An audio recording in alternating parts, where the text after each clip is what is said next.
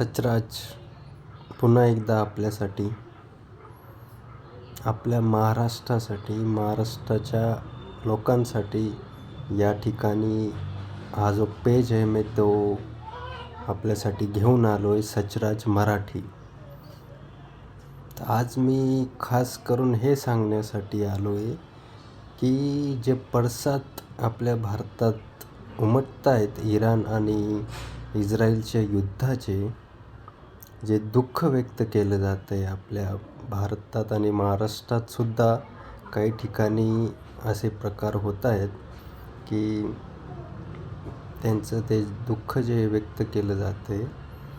परंतु माझ्या माहितीप्रमाणे आणि मला जे ओळखतात त्यांना जास्त काही सांगण्याची गरज या ठिकाणी पडणार नाही.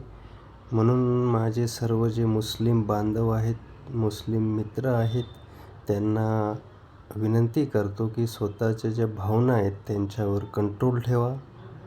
तुम्हाला चांगल्या प्रकारे मी या ठिकाणाहून समजवू शकतो आणि तुम्ही पण मला समजू शकतात की मी कोणत्या दिशेने का बोलतो आहे.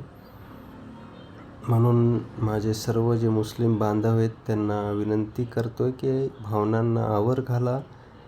याने तुमच्या छवीवर जो आहे तो वाईट परिणाम होतो आहे. तसला कुठलाही वाईट परिणाम होऊ देऊ नका. इराणला जे काही झालं, जे काही होतं आहे ते का होतं आहे, कशामुळे झालं आहे याचा सविस्तर अभ्यास करा. तुमच्या भावना ज्या आहेत त्या मी समजू शकतो.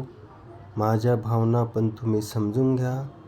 मी तुमच्या भावनांचा आदर करतो आणि माझ्या भावनांचा पण तुम्ही आदर करा, अशी मी माझ्या सर्व मुस्लिम बांधवांना विनंती करतो.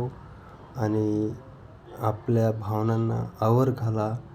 जे काही दुःख तुम्हाला या ठिकाणी होतं आहे, जे काही तुम्ही प्रदर्शन करतायत ते थांबवा, जेणेकरून आपला भारत देश जो आहे तो कुठल्याही दुःखात जाऊ नये याची काळजी घ्या.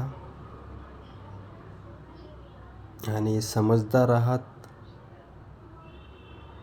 तर आणखी काही बोलण्याची गरज नाही आहे असं मला वाटतं.